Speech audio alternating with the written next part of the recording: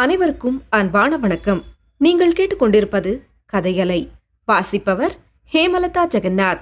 அமரர் கல்கி எழுதிய சிவகாமியின் சபதம், பாகம் 2, அத்தியாயம் 34, நந்தி மேடை. அன்று இரவு 2ஆம் ஜாமத்தின் மத்தியில் நாவுக்கரசர் மடாலயத்தின் வாசலில் மாமல்லரும் குண்டோதரனும் பேசிக் கொண்டிருந்தார்கள். சாயங்காலமே மேகங்கள் எல்லாம் கலைந்து வானம் துல்லியமாயிருந்தது. சரத்கால சந்திரன் பொழிந்த தாவல்யமான நிலவு அந்த சாதாரண கிராமத்தை கந்தர்வலோகமாக செய்து கொண்டிருந்தது. சற்று தூரத்தில் கிராம கோவிலின் தூங்கானை மாடத்து தங்க ஸ்தூபி தகதகவென்று பிரகாசித்தது. அதற்கு அப்பால் தெரிந்த தென்னை மரங்களின் உச்சியில் பச்சை மட்டைகளின் மீது நிலாமதியின் கிரணங்கள் ரசவாத வித்தை செய்து கொண்டிருந்தன. தென்னை மட்டைகள் இளங்காற்றில் லேசாக அசையும் போது பச்சை ஓலைகள் பளிச்சென்று வெள்ளி ஓலைகளாக மாறுவதும் மீண்டும் அவை பச்சை நிறம் பெறுவதும் ஏதோ ஒரு இந்திரஜால காட்சியாகவே தோன்றின. பிரபு, குபேர சம்பத்து வாய்ந்த அரண்மனை உப்பரிகையில் பஞ்சனை மெத்தையில் படுத்து உறங்க வேண்டிய தாங்கள் இந்த ஆண்டி மடத்து திண்ணையில் அனாதை பரதேசியைப் போல் படுத்து உறங்குவதா? அந்த எண்ணத்தையே என்னால் சகிக்க முடியவில்லையே என்றான் குண்டோதரன். குண்டோதரா, இத்தனை நேரமும் ஆயனரோடு விவாதம் செய்து ஒரு வாரம் முடிந்தது. நீயும் அதே பாட்டை பாட ஆரம்பித்து விட்டாயா என்றார் மாமல்லர். குண்டோதரன் ஏதோ சொல்ல ஆரம்பித்தான். அதற்கு இடம் கொடாமல் மாமல்லர் மறுபடியும் கூறினார். என் தந்தை அப்படி என்னை அரண்மனை உப்பரிகையிலேயே எப்போதும் படுக்க வைத்து வளர்க்கவில்லை குண்டோதரா. பஞ்சனை மெத்தையில் பரப்பிய முல்லை புஷ்பங்களின் மீது படுத்தும் எனக்கு பழக்கமுண்டு. நடுக்காட்டிலே மரத்தின் வேரை தலையணையாய்க் கொண்டு தரையில் படுத்தும் எனக்கு பழக்கமுண்டு. இந்த மடத்து திண்ணை வழவழவென்று தேய்ந்து எவ்வளவு மிருதுவாக இருக்கிறது என்றார் மாமல்லர். பிரபு, தாங்கள் பரிகாசம் செய்கிறீர்கள். எனக்கோ வேதனையாயிருக்கிறது. இந்த கஷ்டம் தங்களுக்கு என்னால் வந்ததுதானே என்பதை எண்ணும்போது என் மனம் பதைக்கிறது. நான் மட்டும் ஒரு வார்த்தை இந்த ஊர்வாசிகளிடம் தாங்கள் இன்னார் என்பது பற்றி சொல்லியிருந்தால். குண்டோதரா, பிசகான காரியம் செய்துவிட்டு பிறகு வருத்தப்படுகிறவர்களை நான் கண்டதுண்டு. நல்ல காரியம், புத்திசாலித்தனமான காரியம் செய்ததற்காக வருத்தப்படுகிறவர்களை நான் பார்த்ததே இல்லை. இப்போது உன்னைத்தான் பார்க்கிறேன். நான் சக்கரவர்த்தி குமாரன் என்பது தெரியாதபடி ஜனங்களுடன் கலந்து பழகும் சந்தர்ப்பம் கிடைக்காதா என்று எவ்வளவோ ஆவல் கொண்டிருந்தேன். அந்த ஆவல் இப்போது உன்னால் நிறைவேறுகிறது. ஆஹா, சிவகாமியின் நடனக்கலையின் புகழ் எவ்வளவு தூரம் பரவியிருக்கிறது என்பதை இன்று தெரிந்து கொண்டதில் எனக்கு எவ்வளவு சந்தோஷம் தெரியுமா?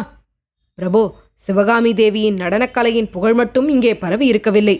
புள்ளலூர் போரின் கீர்த்தியும் இந்த கிராமம் வரையில் வந்து எட்டி இருக்கிறது. மெய்யாகவா குண்டோதரா? ஆம் பிரபு. அந்த சண்டையிலே குமார சக்கரவர்த்தி நிகழ்த்திய மகத்தான வீர சாகச செயல்களை பற்றியும் இங்கேயெல்லாம் தெரிந்திருக்கிறது. அதையெல்லாம் பற்றி சவிஸ்தாரமாய் சொல்ல வேண்டுமென்று கிராமவாசிகள் என்னை கேட்டுக்கொண்டார்கள். அவர்களுக்கு ராத்திரி சாவகாசமாய் சொல்லுவதாக வாக்களித்திருக்கிறேன். இப்போது கோவில் பிரகாரத்திலே அவர்கள் கூடியிருப்பார்கள். நீங்களும் வருகிறீர்களா என்று குண்டோதரன் கேட்டான்.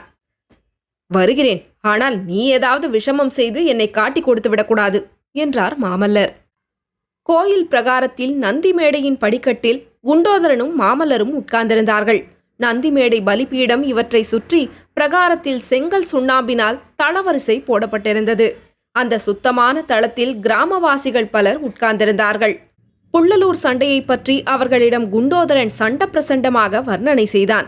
அந்த சண்டையிலே முக்கியமாக குமார சக்கரவர்த்தி மாமல்லர் காட்டிய தீர சாகசங்களை பற்றி உற்சாகமாக விவரித்தான். மாமல்லர் எப்படி போர் செய்தார் தெரியுமா? இந்த கணம் பார்த்தால் இங்கே இருப்பார், மறுகணம் பார்த்தால் அதோ அங்கே மதில் சுவருக்கு அப்பால் இருப்பார். அந்த பெரிய போர்க்களத்திலே மாமல்லர் எங்கே போரிட்டு கொண்டிருக்கிறார் என்பதை எந்த நேரத்திலும் கண்டுபிடித்து விடலாம்.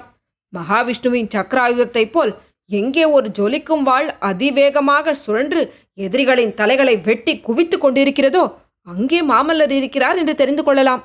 அப்படி மின்னல் வேகத்தில் வாளை சுழற்றி பகைவர்களை ஹதாஹதம் செய்யக்கூடிய வீராதி வீரர் வேறு யார்?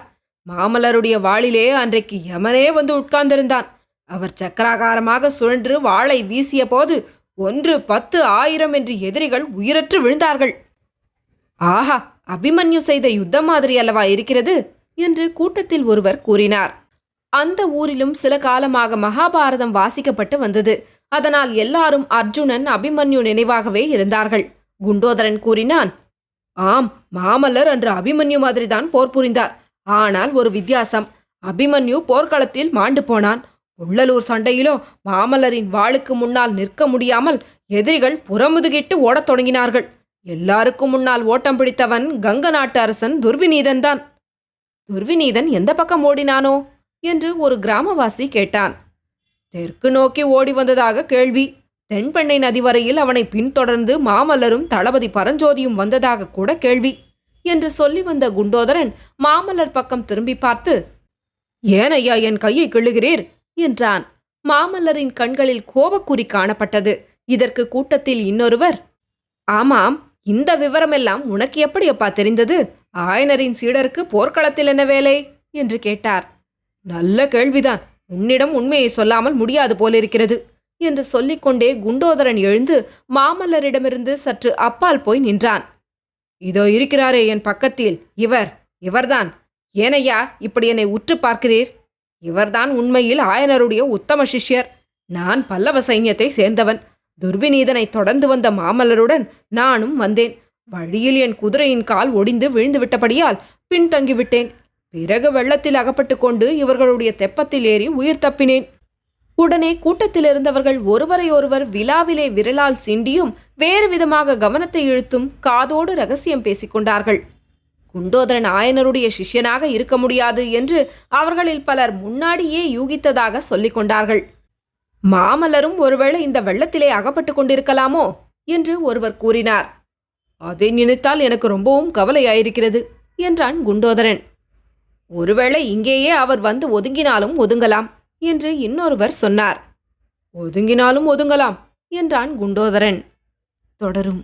கதையலை உங்களுக்கு பிடிச்சிருந்ததுன்னா உங்க நண்பர்களோடும் உறவினர்களோடும் பகிர்ந்துக்கோங்க. நன்றி.